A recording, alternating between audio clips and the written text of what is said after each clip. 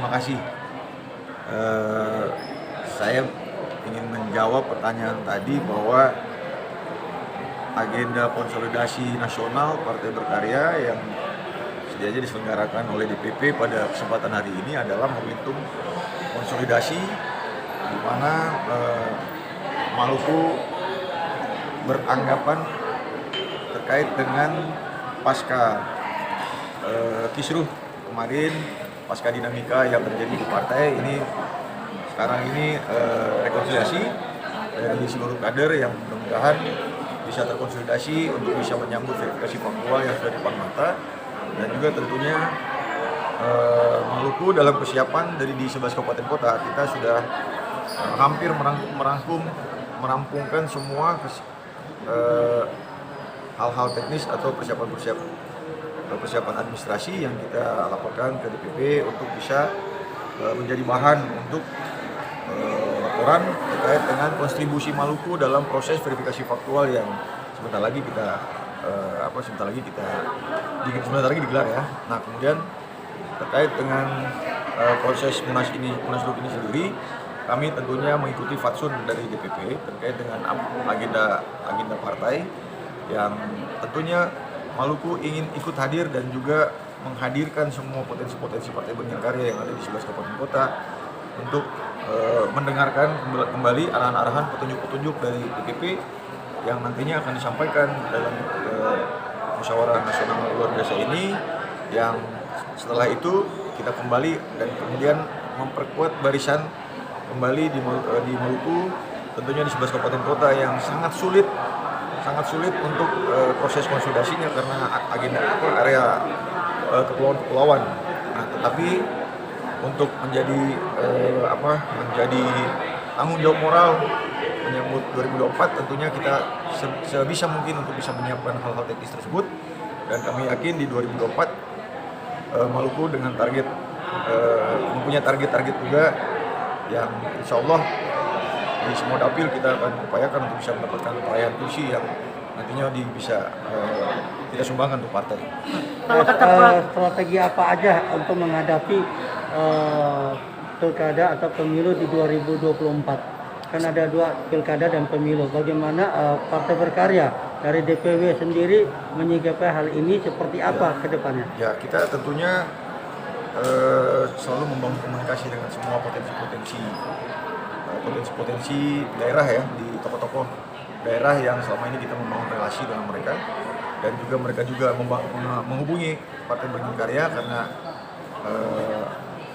ada mesin partai yang bisa digerakkan di Berkarya Maluku. Dan hari ini terkait dengan tentunya persiapan legislatif yang lebih awal, kita punya strategi tersendiri yang tentunya nanti kita akan mainkan di 2024 ya.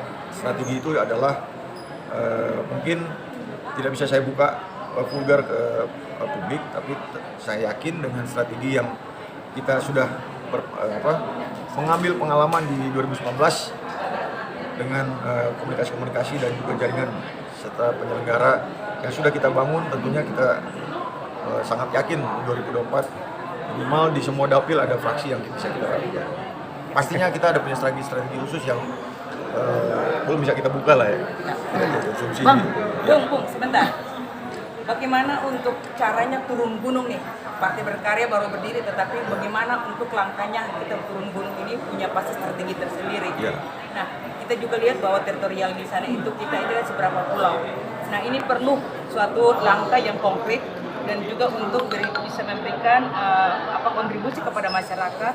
Nah, Partai Berkarya ini sendiri punya langkah-langkah strategi apa atau langkah-langkah jitu apa yang bisa untuk mendapatkan suara dari para konstituen sendiri. Ya, Maluku itu ada punya nilai sejarah.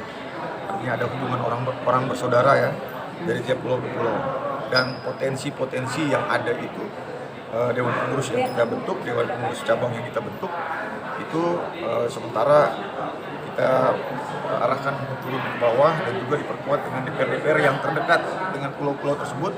Itu kita sinergi untuk bisa membangun soliditas dan kemudian juga mengajak masyarakat, mengajak potensi-potensi. Dan ada satu hal yang memang saya lihat agak sedikit berbeda dengan daerah lain. Kami membungkus proses itu dengan gerakan Saya Maluku untuk bisa turun ke daerah-daerah. Tentunya yang paling mudah itu adalah kita menunjuk teman-teman yang terdekat dengan pulau-pulau seperti yang di Maluku Barat Daya, Maluku Kepulauan Tanimbar, Seram bagian timur, yang pulau-pulaunya itu banyak sekali yang itu memang secara pembiayaan itu memang cukup besar. Tetapi saya melihat potensi dan gerakan dari kader-kader yang militan di Maluku, mudah-mudahan kita bisa memperkecil dan mengendali untuk bisa menjangkau semuanya dalam rangka konsolidasi untuk kepentingan partai. Nah, kalau dari ini sebentar. Setelah dari sini, apa yang nanti akan disampaikan kepada masyarakat, pengurus-pengurus dari setiap wilayah ini untuk bisa melakukan satu langkah yang real untuk masyarakat ini bisa melihat figur-figur yang nanti mungkin bisa berkiprah di Partai Berkarya nanti? Saya pikir sebenarnya masih terlalu jauh ya, tapi alhamdulillah syukur dengan promosi dengan agenda-agenda dan promosi partai yang sudah kita lakukan di Maluku, ternyata ada respon dari tokoh-tokoh masyarakat, tokoh-tokoh birokrasi yang juga bersimpati dengan Partai Berkarya. Walaupun kemarin terjadi dinamika, tetapi memang masyarakat pemikiran masyarakat sudah bagus, sudah bisa melihat bahwa bukan hanya partainya saja, tetapi figur-figur yang nanti juga terlibat dalam proses ini memang sudah terlihat, dan akhirnya saya sangat yakin mudah-mudahan insya Allah kalau Tuhan berkenan 2024 pilihan legislatif yang kita akan tentukan adalah tentunya yang menjadi harapan masyarakat yang amanah dan juga bisa representatif dari daerah masing-masing, dan dari hasil tersebut nanti akan tentunya akan menjawab terkait dengan pemilihan kepala daerah yang insya Allah Partai Berkarya akan juga mengusung dan memenangkan pilkada seperti yang kemarin di 2020 dengan strategi pemenangan kolaborasi dengan partai-partai lain yang tentunya pengusung lainnya yang tentunya akan kita lakukan komunikasi politik untuk memenangkan pemilihan kepala daerah. Harapannya Pak Abung?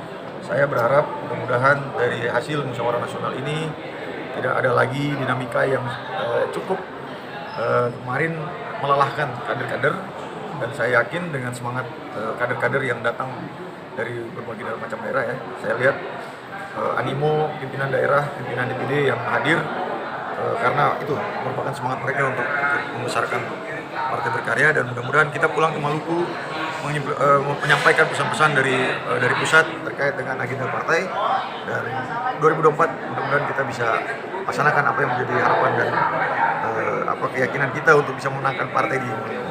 Bang, program apa aja nanti ke depannya buat Maluku ini Bang setelah nanti berdiri? Programnya khusus? Program pasti kita perekrutan kader, ya untuk membentuk sayap-sayap yang nanti juga bisa menunjang partai dalam proses konsolidasi.